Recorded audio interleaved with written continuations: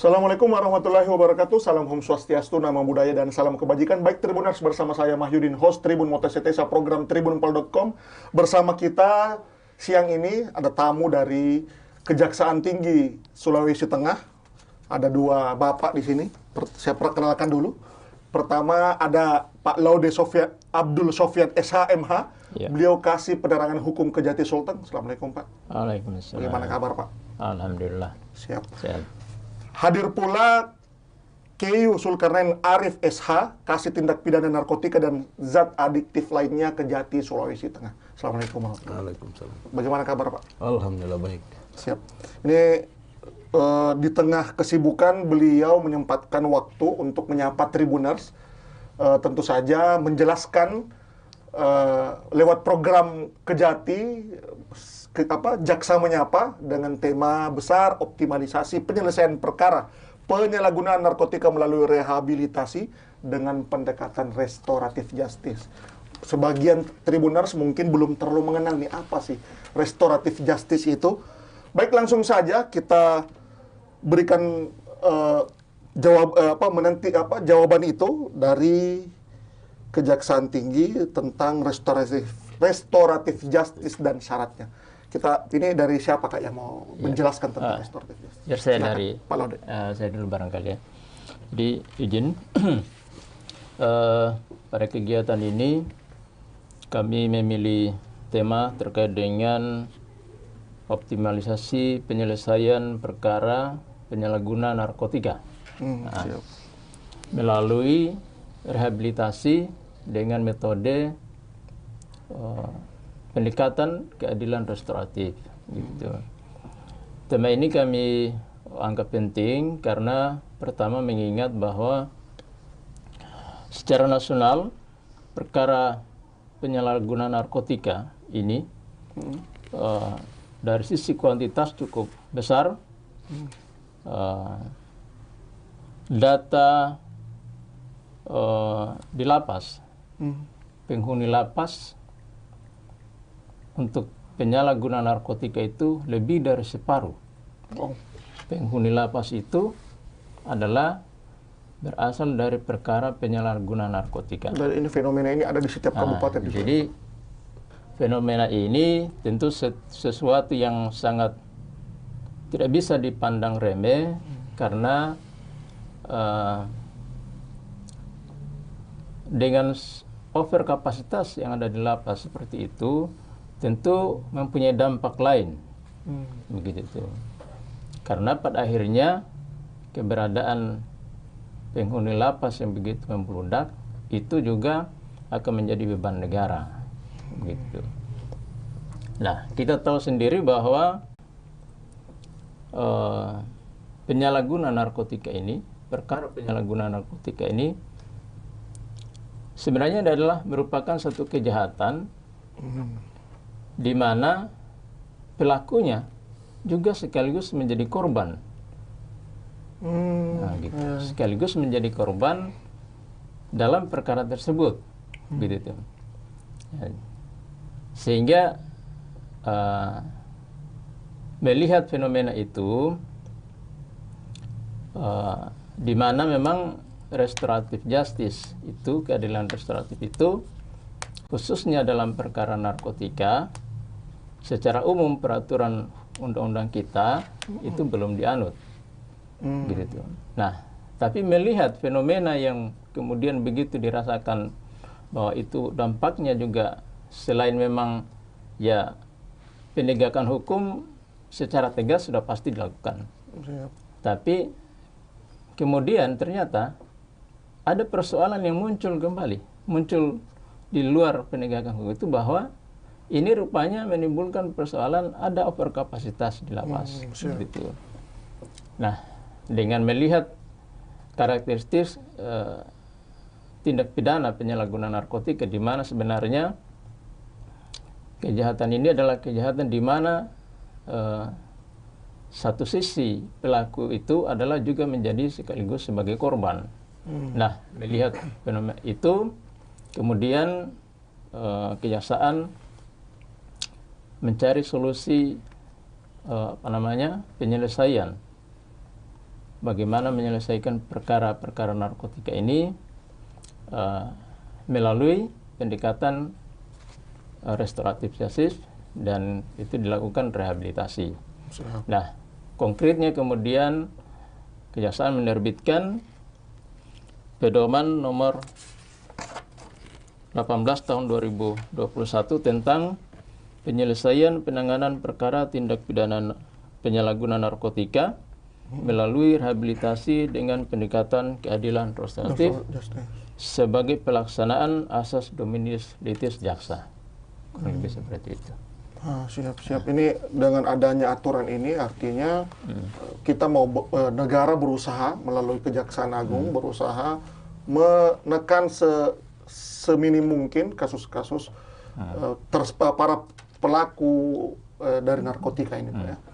Ya, karena tapi tentu saja tidak semua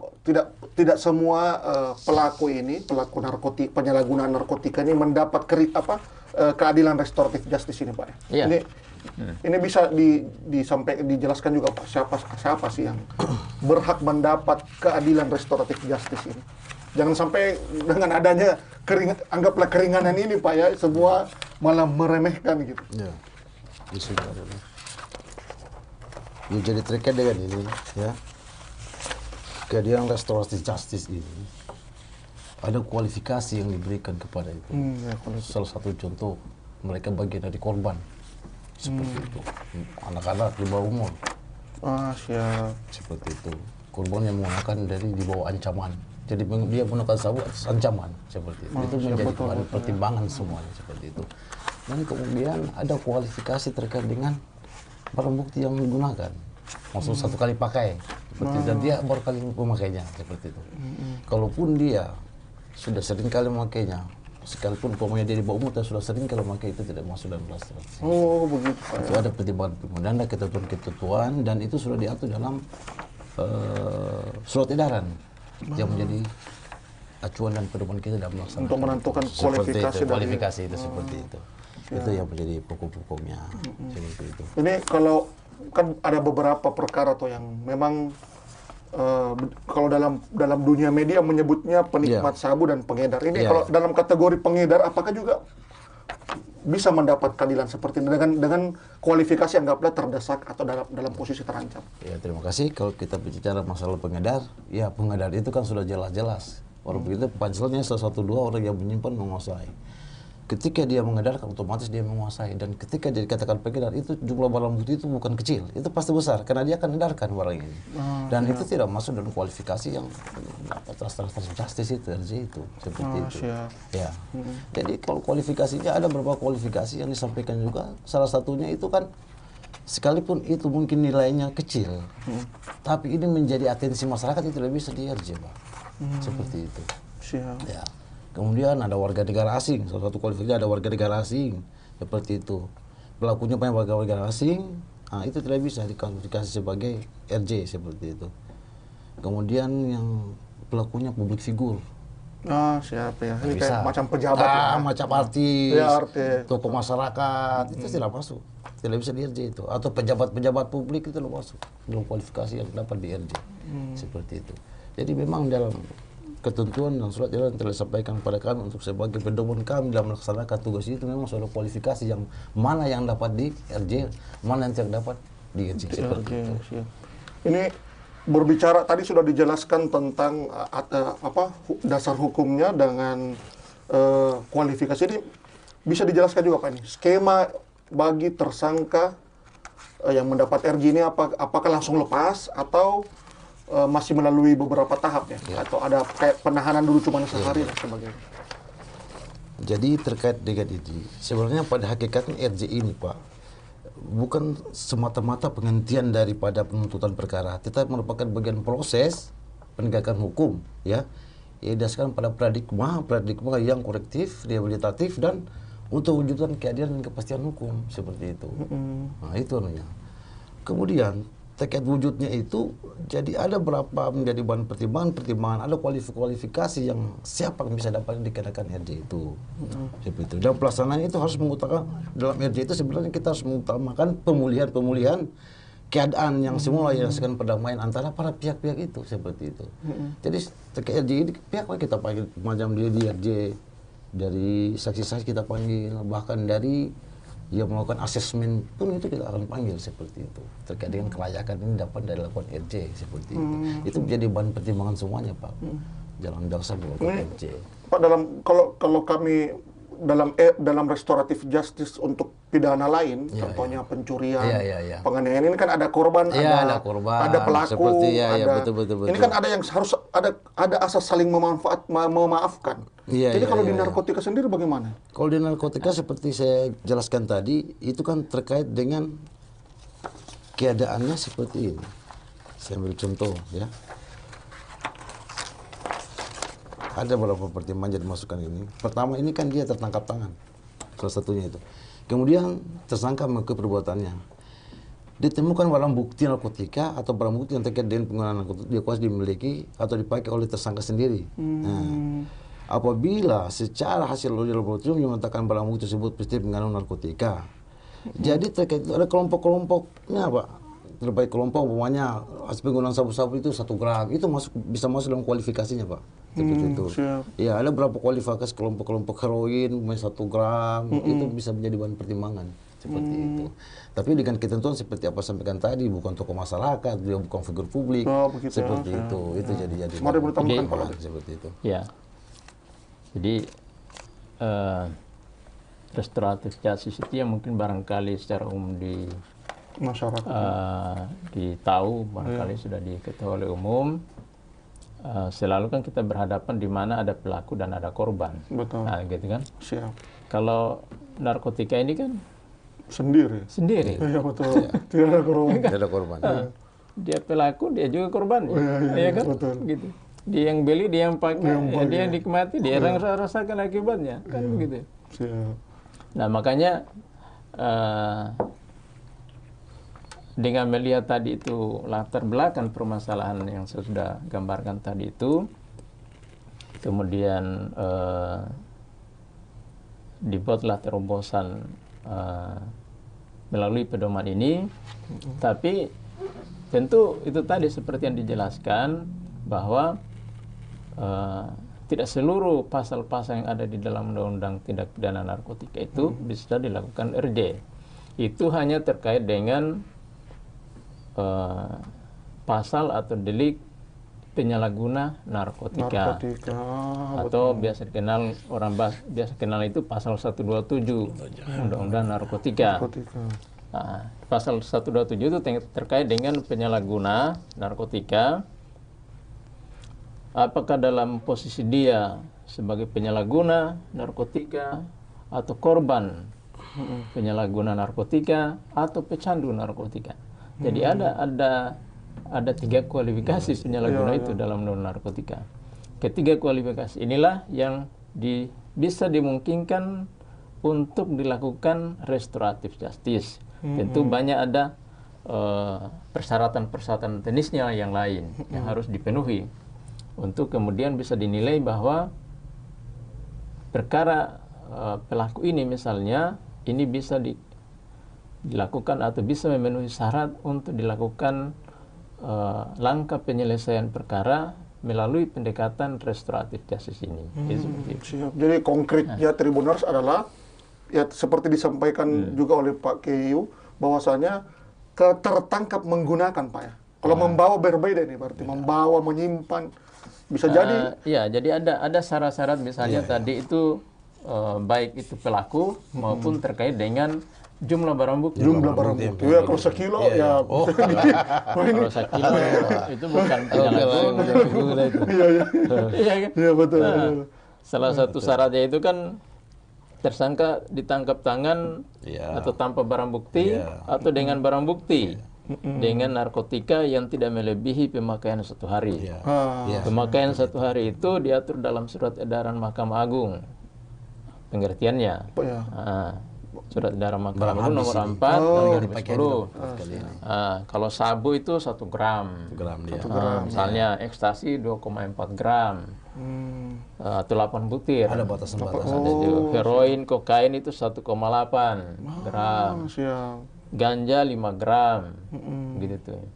Jadi dalam konteks misalnya barang buktinya seperti yang diatur ini, maka itu ada ruang untuk diselesaikan melalui pendekatan restoratif justice. Tentu dengan ada banyak lagi syarat-syarat teknis yang lainnya yang diatur dalam pedoman itu. Jadi tidak mudah juga ya.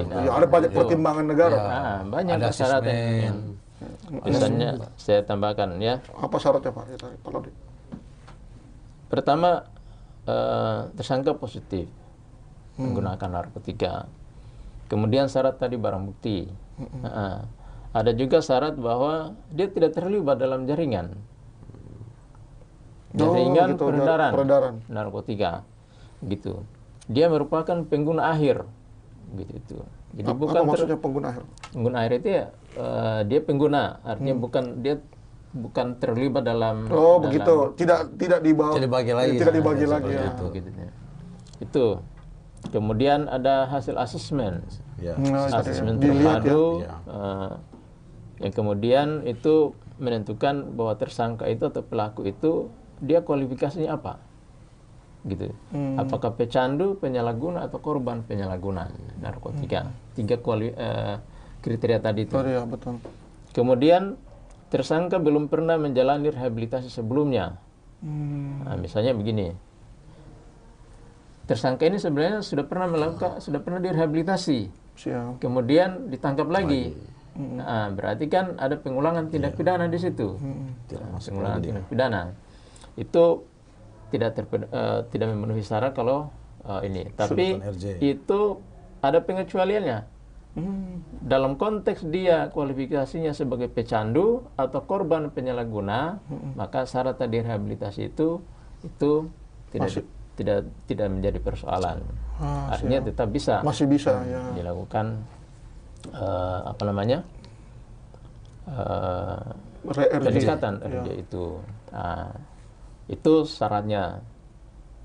Kemudian itu juga masih harus ditempuh dengan langkah-langkah teknis lainnya. Dalam arti bahwa itu tentu penuntut umum akan menilai dulu seluruh syarat-syarat itu, kemudian dilakukan ekspos dengan pimpinan. Eksposnya juga berjenjang, jadi tidak sekedar begitu ya, tidak hanya ditahu 1-2 orang, tapi semua tidak dari Kajari di ekspos internal dulu ke Kejati, begitu. Setelah bisa disetujui di Kejati, ekspos bersama dengan Jaksa Agung Muda. Setuju, kemudian Kajari membuat penetapan untuk direhabilitasi. Begitu. Itu. Dan eksposnya mungkin tidak sekali 2 kali, Pak? Paling tidak 2 kali. Paling tidak 2 kali, Pak. Karena ada ekspos internal dulu. Antara perkara ini kan dari Kejari. Ya, betul. Perkara itu kan penanganan teknisnya ada di Kejari, bukan di Kejati. Betul. Gitu. Dari Kejari itu melakukan ekspos internal dulu ke Kejati.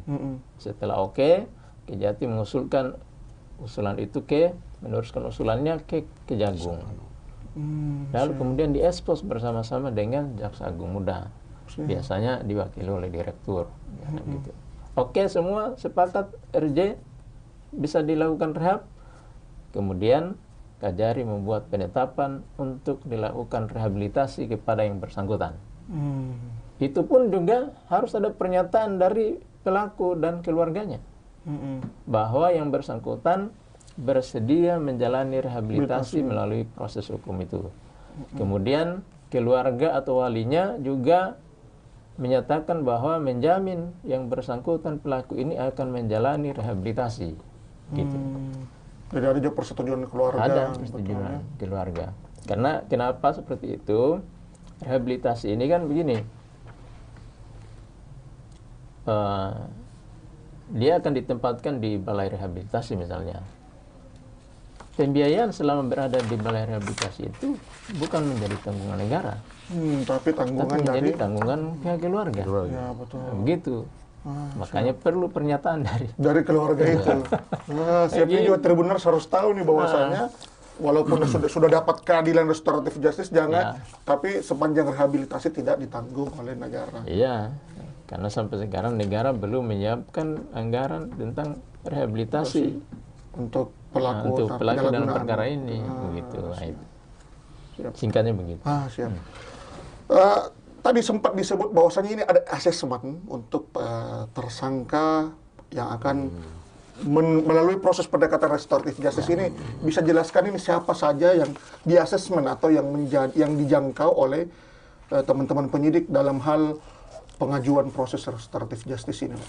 Ya, asesmen itu kan asesmen terpadu bersama, mulai dari penyidiknya yang menangani perkaranya, BNN-nya, jaksa penuntut umumnya juga ada di situ, kemudian ada juga dokter yang ahli yang akan menentukan itu bahwa ini yang bersangkutan ini dia penyalahguna, pecandu atau korban penyalahguna, atau ada kaitannya dengan perkara peredaran narkotika yang lain, gitu. Ya, jadi tidak sendiri penyidik. Iya betul. Tidak hanya kejaksaan aja, keterlibatan kepolisian. Kedokteran juga bahkan dilibatkan. BNN dilibatkan, semuanya pihak yang terkait di situ dilibatkan. Semua ada sekian pihak yang terlibat di situ. Hasil asesmen itulah yang akan memberi menilai kualifikasi yang bersangkutan tadi ini di 3 kriteria tadi itu. Atas dasar itulah kemudian nanti hasil asesmen ini akan menjadi salah satu pertimbangan. Apakah ditempuh melalui pendekatan RJ ini atau tidak, gitu.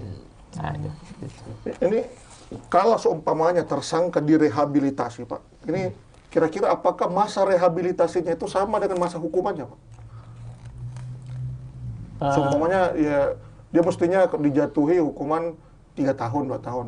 Berarti proses rehabilitasinya juga harus sepanjang itu, Pak? Oh, tidak. Bukan seperti itu. Siap. Bisa Pak, diluruskan kembali. Karena ini kan penghukuman dengan rehabilitasi itu beda konteks. Betul. Begitu. Siap. Begitu. Rehabilitasi itu kan lebih mengarah pada bagaimana memulihkan keadaan. Pemulihan keadaan semula.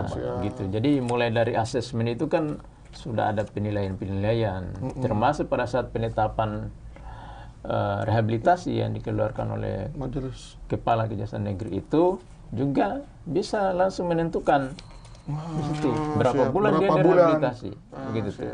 Kalau misalnya di dalam penetapan itu tidak ditentukan berapa, maka nanti dari pihak Balai Rehabilitasi itu yang akan menentukan sekian bulan. Siap. Begitu. Karena sesuai dengan metode mereka di Balai Rehabilitasi itu, Pak, ya. Sesuai metode yang ada di sana. Iya, betul. Belum tentu orang. Makanya kan harus ada asesmen supaya bisa dilihat sejauh mana ini pelaku ini kualifikasinya sebagai apa. Tentu penyalahguna tidak mungkin sama dong dengan lamanya rehabilitasi pecandu, karena rehabilitasi pecandu itu lebih berat lagi. Betul. Iya kan? Iya, betul. Jadi kayak orang sakit itu, ya kalau hanya saya kepala mungkin. Ya, penanganannya berbeda dengan yang demam gitu, ataupun yang lebih parah penyakitnya, Pak, ya. Siap. Baik, Tribuners, ini sebelum kita lanjut dengan pertanyaan kita, ini ada beberapa pertanyaan dari netizen. Ini kita mulai, ada dari Andi Peta. Mohon izin bertanya, Pak, bagaimana Kejati memonitor pelaku narkotika yang telah menyelesaikan proses RJ untuk memastikan mereka tidak kembali terlibat dalam kejahatan narkotika kembali? Ini ada yang bisa jawab? Ya. Saya jawab. Siap. Jadi terkait dengan apa yang kita sampaikan tadi, pertanyaan netizen, bahwa kita kan tidak bisa menjamin pribadinya orang apa bisa kembali atau tidak. Itu kembali ke pribadi orangnya, seperti itu. Ini jelas sudah direhabilitasi sama negara. Jadi ketika seperti itu, seperti saya katakan tadi, ya kembali kepada orangnya. Tapi ketika yang bersangkutan melakukan lagi tindak pidana narkotika, kemungkinan untuk melakukan EJ sudah tidak mungkin lagi. Kenapa? Karena sudah perbuatan berulang.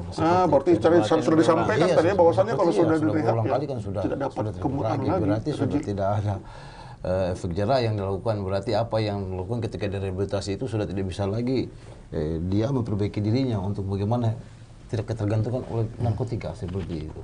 Jadi apabila dia sudah berulang, itu tidak akan lagi mendapatkan RJ, dan bisa kemungkinan itu dalam tahap proses hukumnya nanti terkait dengan penuntutannya karena dia sudah pernah melakukan tindak pidana dan itu kan bisa jadi hal-hal yang beratkan bagi yang bersangkutan. Seperti itu menjadi bahan pertimbangan intinya. Seperti Jadi itu. ini peringatan juga nih bagi Tribuners maupun dari penyalahguna narkotika, bahwasannya ya kalau sudah pernah terlibat kemudian mau mengajukan ini ya mustahil lagi. Iya, seperti Ya, itu. sudah tertutup Sudah ruangnya. tertutup Tertutup ruangnya, iya. ruangnya. Seperti itu. Siap.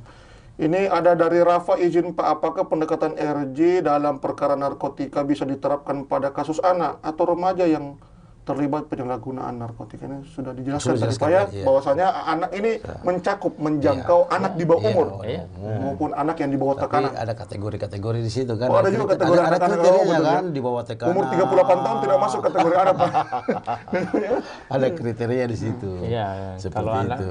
anak itu kan kalau dia pelaku hukum acaranya berbeda dengan orang dewasa, gitu. Dalam konteks anak melakukan tindak pidana seperti halnya misalnya terlibat dalam perkara narkotika, di mana sebagian besar ancaman pidana di dalam perkara narkotika itu kan ada ancaman minimalnya. Hukum acara peradilan anak mengatakan bahwa terhadap anak itu hanya bisa dikenakan maksimal 1/2 dari ancaman maksimal. Nah, dan tidak berlaku ancaman minimum gitu untuk anak. Untuk baik anak. itu perkara narkotika maupun perkara tindak pidana umum lainnya. Gitu ya. Jadi nanti kita akan lihat kalau memang dia sebagai korban penyalahgunaan narkotika, ya itu memang akan terbuka ruang untuk dilakukan RJ, gitu, apalagi anak. Siap. Baik Tribuners, jangan kemana-mana, kita akan lanjut dulu, kita akan jeda dulu. Masih ada pertanyaan-pertanyaan dari netizen dan pertanyaan tentu saja terkait dengan kemana pengajuan RJ restoratif justice ini bagi para penyalahguna narkotika. Namun jawaban itu akan diberikan kedua bapak dari Kejati Sulawesi Tengah ini setelah yang satu ini.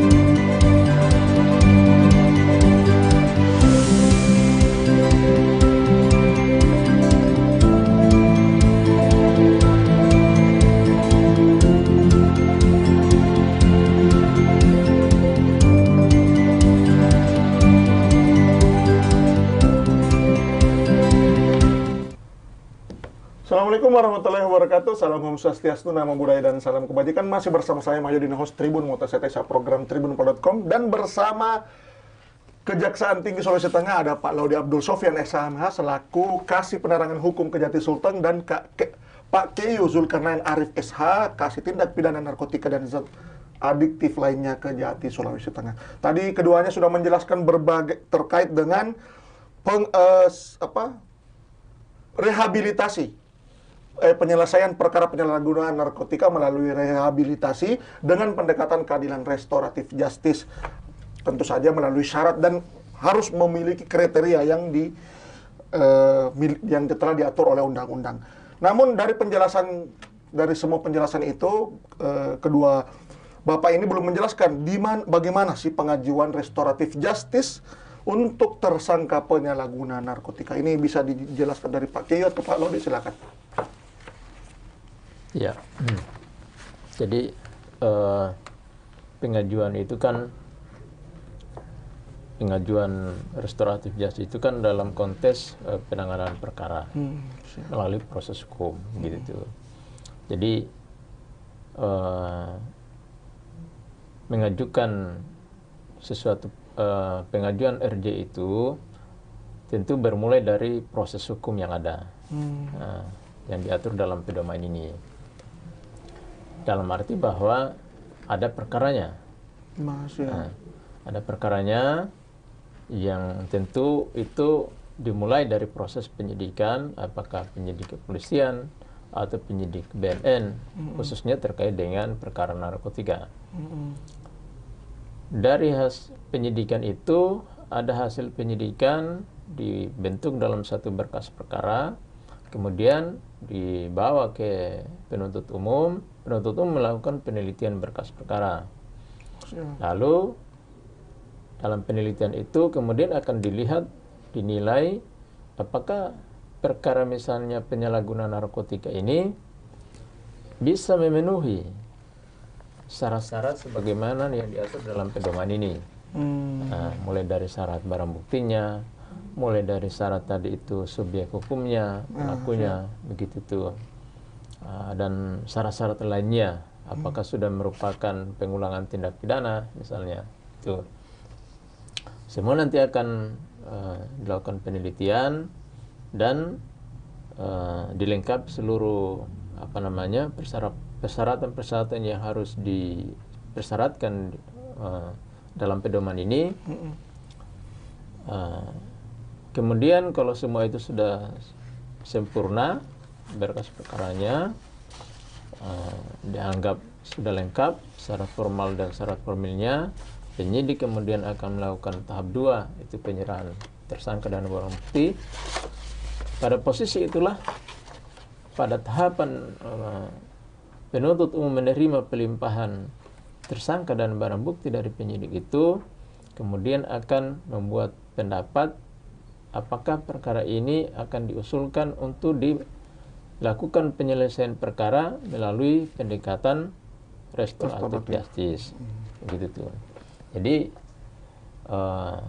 pengajuan barangkali yang dimaksud oleh penanya tadi itu bukan dalam konteks bahwa misalnya ada seorang penyalahguna narkotika diusulkan ke kejaksaan. Tidak seperti itu. Itu mekanisme itu juga mungkin berbeda. Maksudnya begini, di dalam undang-undang narkotika itu juga sendiri ada beberapa pasal yang mengatur tentang kewajiban masyarakat untuk melaporkan kalau dia mengetahui bahwa ada keluarganya itu merupakan penyalahguna narkotika. Begitu. Kalau dia sengaja tidak melaporkan, dia bisa dikenakan pidana dalam undang-undang narkotika. Makanya pada konteks misalnya tadi seperti yang dimaksud oleh penanya itu, bisa saja rehabilitasi itu dilakukan secara mandiri. oleh masyarakat sendiri sendiri. dengan membawa yang bersangkutan ke balai rehabilitasi, Rehabilitasi. gitu, tanpa melalui proses hukum. Betul. Jangan tunggu ditangkap dulu keluarganya, Iya, betul ya. Mestinya kan seperti itu. Ya, betul mestinya. Nah, mestinya begitu, jangan tunggu dulu ditangkap baru Iya, kemudian baru kasak-kusuk. cari bagaimana cara keluarnya. Iya, betul. Iya kan?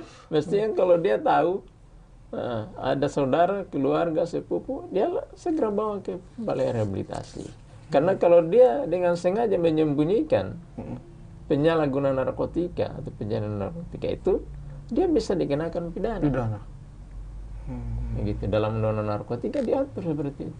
Wah, ini masyarakat juga harus tahu ini. Nah, begitu. Jadi lebih baik sebelum ditangkap pergi saja deh, lapor di balai rehabilitasi, mau rehabilitasi secara mandiri, supaya selesai persoalan, jangan tunggu-tunggu ditangkap. Ya, betul. Ini bukti kasih sayang kita juga sama keluarga, iya. bahwasanya kita punya anak, kita punya kakak, dia ternyata penyalahguna narkotika, bawa mandiri. Kalau memang agak sulit, bisa mungkin minta bantuan BNN ya, untuk menyeret keluarga kita, supaya bisa dipaksa ke... Saya kira mungkin kalau juga secara kooperatif masyarakat hanya meminta bantuan supaya ini, saya kira penegak hukum juga tidak. Ya, bisa. Nah, ini ada ini pelaku yang kita tangkap, orang sudah datang melapor baik-baik. Ya, betul. Gitu ya? Siap, betul. Siap. Berarti artinya pengajuannya bukan kita yang meminta, Pak ya. Nanti ada penelitian dari kejaksaan. Dalam konteks penanganan perkara. Baik, untuk Sulawesi Tengah, Pak, bila nanti dari penyidik ataupun dari kejaksaan memutuskan bahwasannya seorang tersangka ini mendapat rehabilitasi, ini kira-kira di mana lokasinya, Pak? Rehabilitasinya lokasi rehabilitasinya di mana, dan siapa yang menentukan lokasi itu, Pak? Maksudnya balai yang mana yang ditempati? Kalau Sulawesi Tengah itu belum ada balai rehabilitasi. Sulsel yang ada. Siap. Berarti kalau yang untuk penyalahguna. Jadi sampai sekarang masih di Makassar. Gitu. Nah, jadi ini juga satu persoalan. Betul. Artinya ini bukan hanya, tentu barangkali untuk menyelesaikan persoalan ini tidak hanya penegak hukum saja, tapi harus juga ada kepedulian dari pemerintah daerah, gitu, untuk membantu menyelesaikan persoalan ini. Ini karena Kejaksaan Agung sudah siapkan ini. Ya, kita sudah siapkan sarananya, Ya, begitu. betul.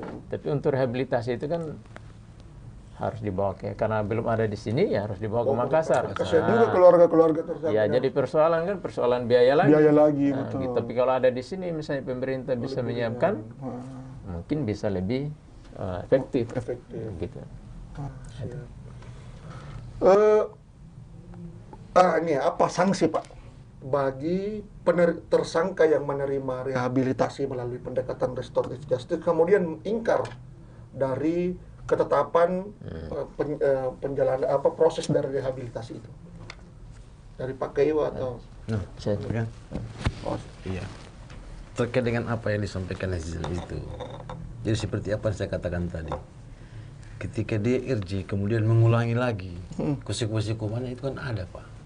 Dan itu sudah menjadi hal-hal yang memberatkan kepada pelaku itu. Seperti itu. Dan otomatis ketika dia mengulangi ditangkap di proses hukum dan itu sudah catatan itu sudah ada sama kami. Seperti itu. Dia sudah tercatat. Oh siapa? Oh ini pernah melakukan ini, pernah di RJ pada saat itu. Kenapa melakukan lagi? Berarti tidak ada di situ untuk bagaimana dia melakukan pemulihan kembali seperti semula. Dia rupanya mengulangi lagi apa yang dilakukan. Berarti pidana yang sebelumnya berlaku, Pak ya? Tidak, Pak. Jadi pidana apa yang nanti akan didakwakan dan kemudian pada akhirnya dituntut, mungkin sudah dikatakan dia sudah melakukan perbuatan yang mengulang.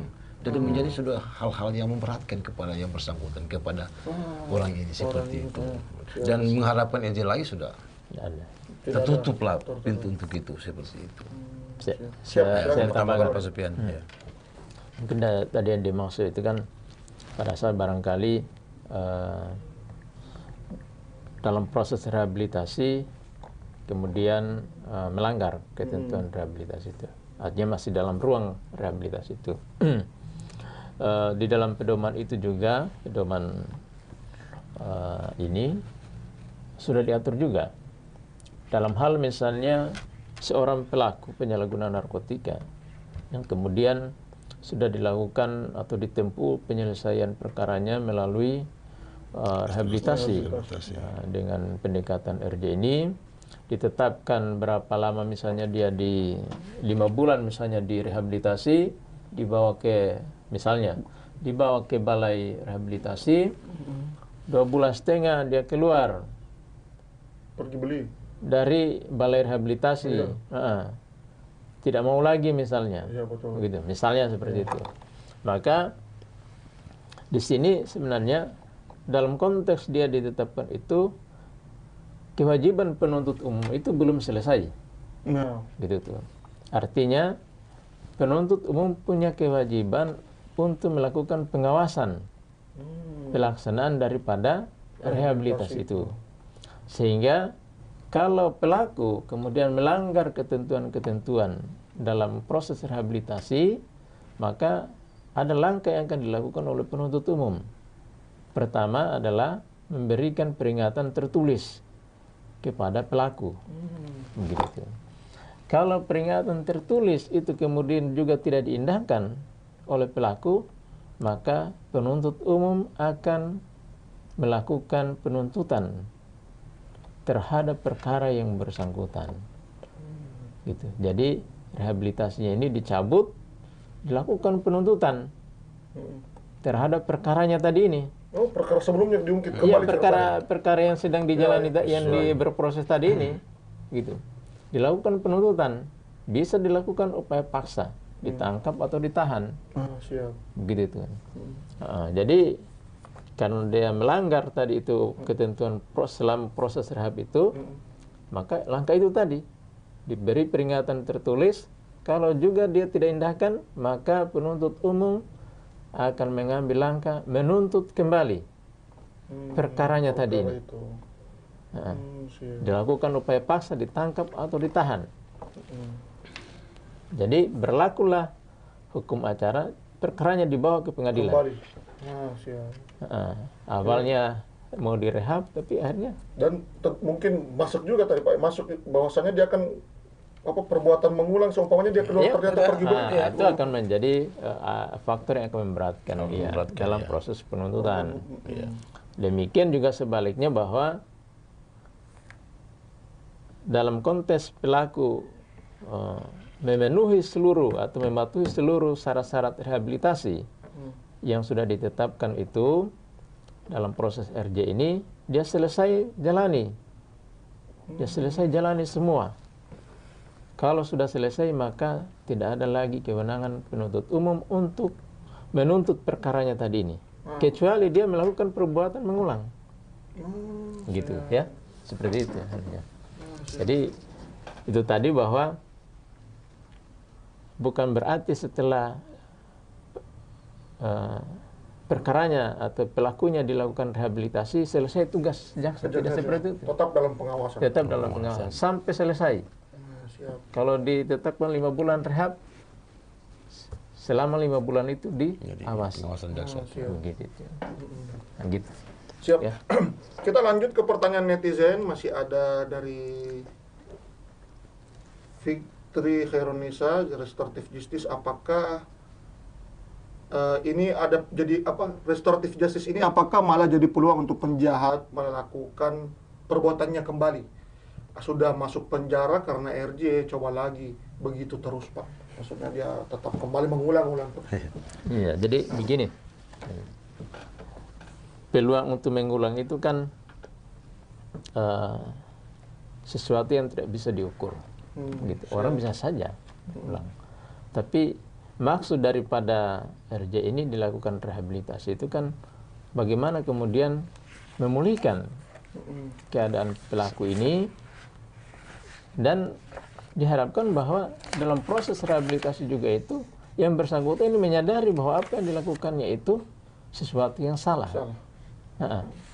Tidak hanya merusak dirinya juga, tapi kemudian membebani pihak keluarganya. Gitu. Kan begitu.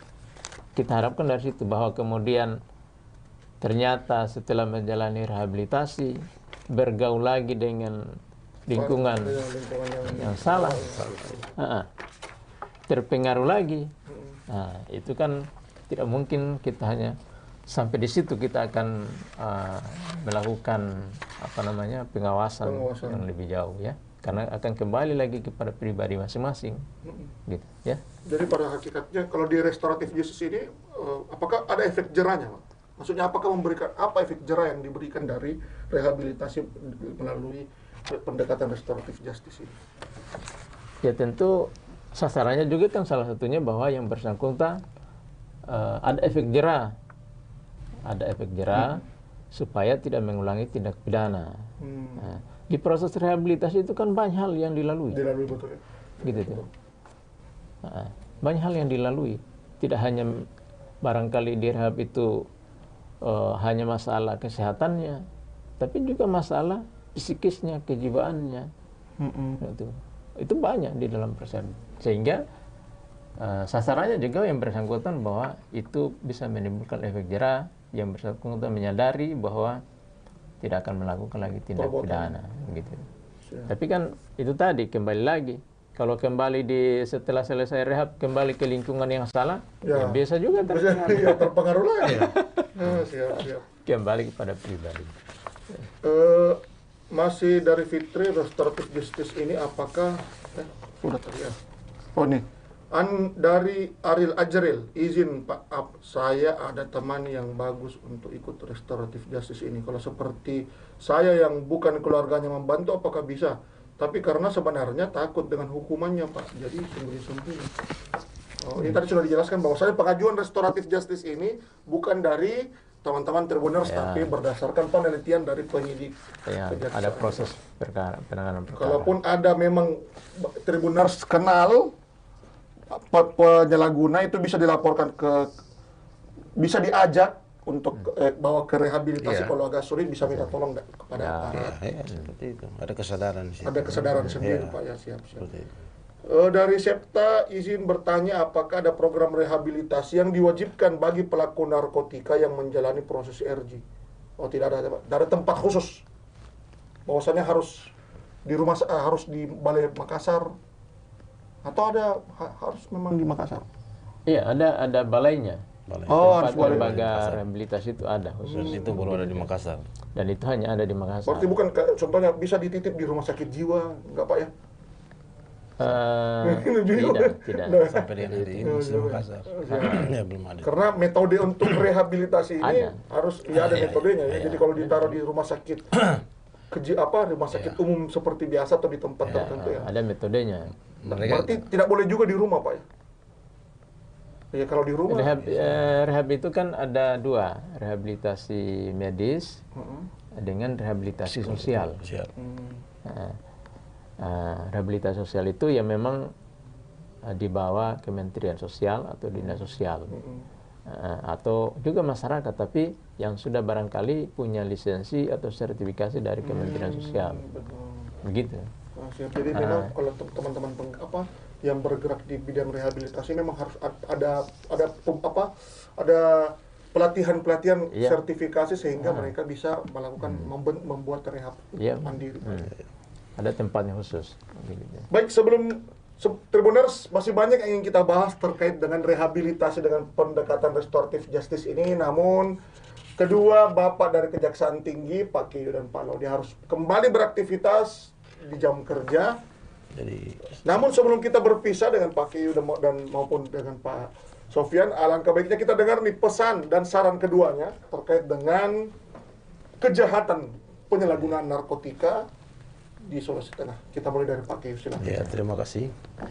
Jadi terkait dengan narkoba ini, berdasarkan data yang ada di Kejaksaan Tinggi Sulawesi Tenggara, ini jumlah pengguna yang pemakai bahkan pengedar ini sampai dengan di tahun 2023 itu ada berjumlah 86 kasus. Bahkan di tahun 2024 di bulan Oktober saja ini, Pak, sudah 107 kasus untuk pengedar, Pak. Seperti itu. Ini bayangkan, jadi pesan kami ya, jagalah keluarganya, seperti itu. Kemudian batasi pergaulan khususnya anak-anak muda, kontrol orang tua, faktor lingkungan sangat mempengaruhi. Seperti itu.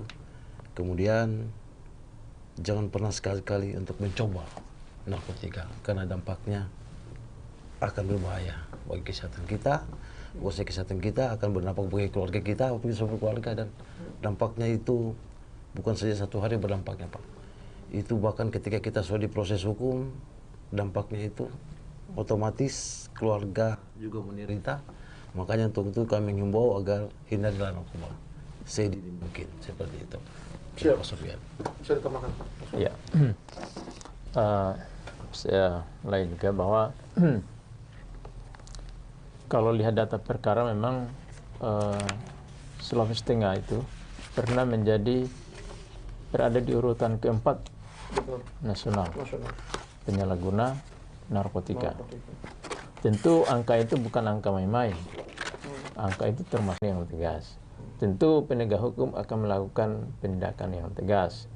Tapi penyelesaian yang secara tuntas tentu melibatkan seluruh komponen masyarakat. Termasuk mulai dari lingkungan keluarga. Sudah pasti dalam satu lingkungan keluarga itu, saya yakin kalau semua punya rasa kepedulian pasti mengetahui bahwa saudara saya, anak saya, sepupu saya ini sudah terlibat dalam perkara narkotika. Nah, sedapat mungkin sebelum terlanjur jauh terlibat dalam perkara narkotika, kalau memang ini segera ada proaktif mulai dari keluarga, gitu, untuk kemudian menyelesaikan persoalan itu. Kalau memang dia sudah kecanduan, bawa segera ke balai rehabilitasi. Tidak perlu ditunggu-tunggu bahwa harus ditangkap dulu. Iya, betul. Begitu, ya. Saya kira seperti itu. Perkara narkotika ini kan sebenarnya gampang menyelesaikannya. Ya, kalau kita punya komitmen bahwa untuk tidak memakai narkotika, kira-kira apa ada narkotika di Indonesia ini? Ya, betul. Ya, kan ada. Ya. Ada ini kan karena kita masih mau memakai itu. Padahal untuk membeli narkotika itu 1 gram saja itu harga berapa? Di pasaran bisa sampai 1 jutaan. Padahal memakai 1 gram narkotika itu mungkin hanya 1 hari. Uang 1 juta habis hanya berapa kali isap narkotika. Padahal kalau dibelikan beras, dibelikan ikan, itu uang 1 juta. Kira-kira berapa lama? Iya, betul. Iya, betul. Dimakan oleh keluarga. Tidak jadi menggunakan narkotika, tidak ada gunanya. Nah, yang ada itu adalah merusak. Gitu.